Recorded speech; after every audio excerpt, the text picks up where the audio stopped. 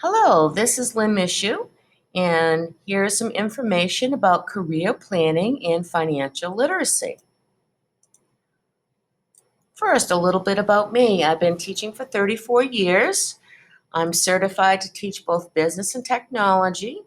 I have a Master's of Science in Business, a Bachelor's in Education, and a couple of associate's degrees.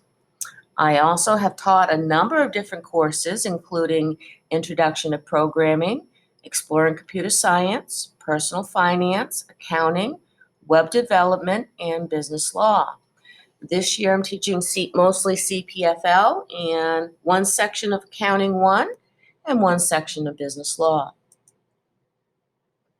A little bit about the course itself. Career planning and financial literacy students will demonstrate proficiency in Maine's career and educational development and financial literacy standards.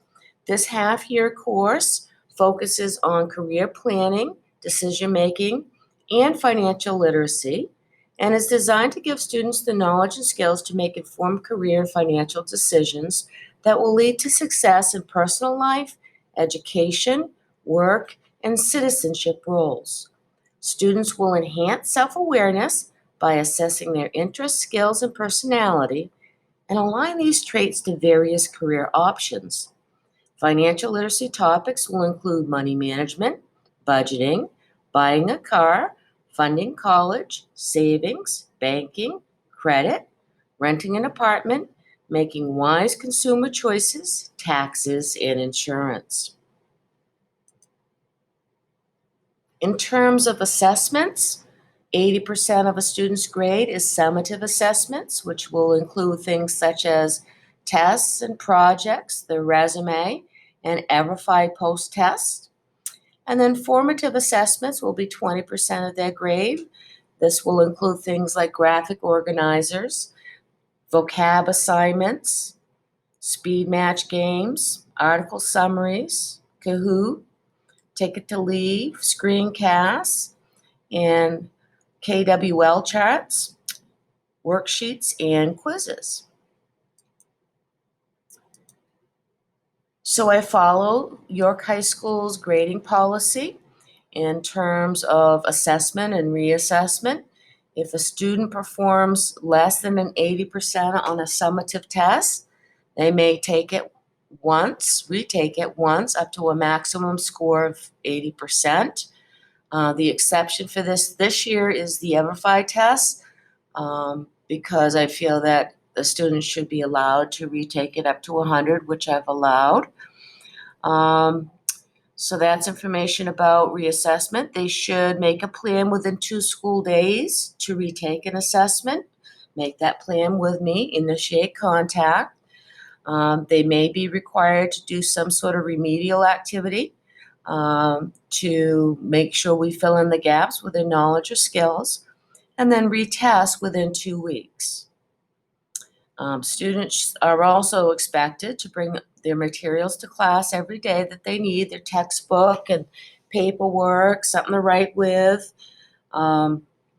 And they should also have their computer all charged up and ready to go every single day, if possible. Okay.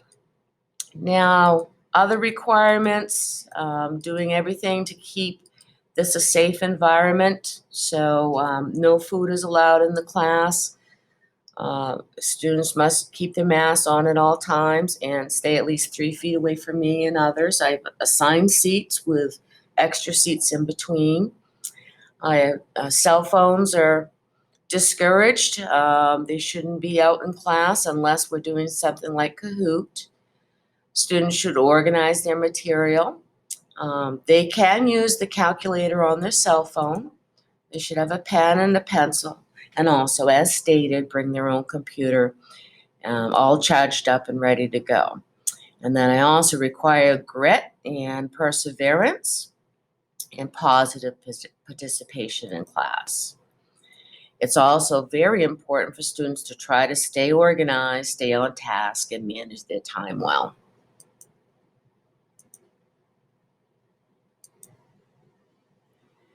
These are the main career and educational development standards. I won't read through all of these for you. This is also located on my syllabus, which is posted on a link. But self-knowledge and interpersonal relations. So this basically is where students take different assessments to get to know themselves a little bit better so that they're more open to different career opportunities. Education, career, and life roles. Making decisions, utilizing a planning process, creating opportunities, and making meaningful contributions. And then in terms of the National Financial Literacy Standards, spending, saving, and financial decision making. So they'll develop a plan. They'll do this using Google Sheets, which I'll show you momentarily. They'll summarize major consumer protection laws.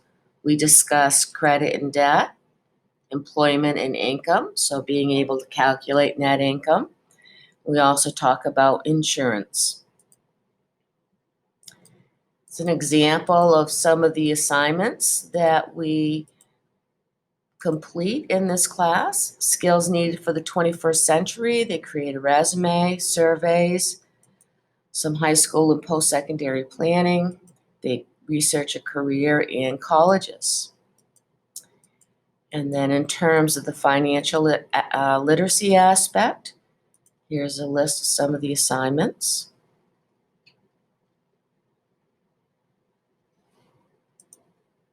Okay, whoops, I had a little glitch there.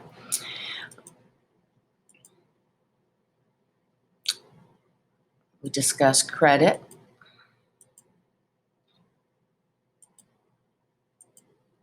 simple and compound interest, the rule of 72, banking, consumer protection laws, identity theft, tax forms, and insurance. So other information, Google Classroom is organized. If I go to classwork here, it's organized by the week with the assignments posted under each week's assignment. The stream is where I post what the at-home remote lessons will be, but they correspond also with the classwork. So I believe this is well organized and easy for the students to find the work that they need. In addition, in this class, students will create a financial plan. So we use Google Sheets for this. The formulas used in Google Sheets are the same as the formulas used in Numbers or Excel. So students will research a career they're interested in and find out what the potential earnings will be in the future for that particular career. We calculate using a formula the biweekly gross salary. Then we take out deductions and look these up. And then we also do the different types of expenses to see if we have any money left over. In this instance, we don't. So they'll have to make some cuts to their budget in one way or another. So that's just one example. We do an auto loan spreadsheet as well, trying to determine what the payment would be for a particular loan, writing out a check for the down payment. What's great about the spreadsheets is, let's say you can't afford $550.98. We can change this to $20,000, and and everything else will automatically change.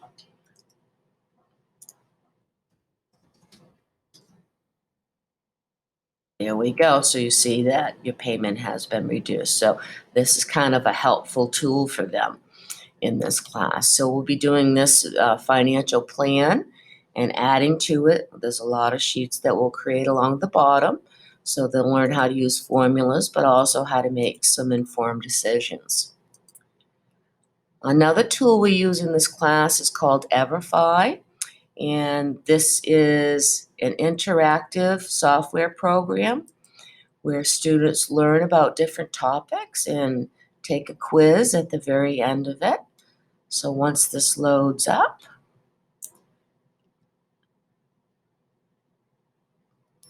there we go.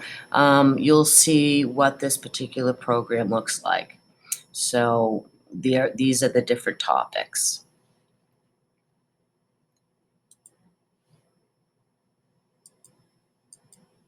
So these things I've discussed. If you have any questions or concerns, please reach out to me at lmichaud@yorkschools.org. Have a great day.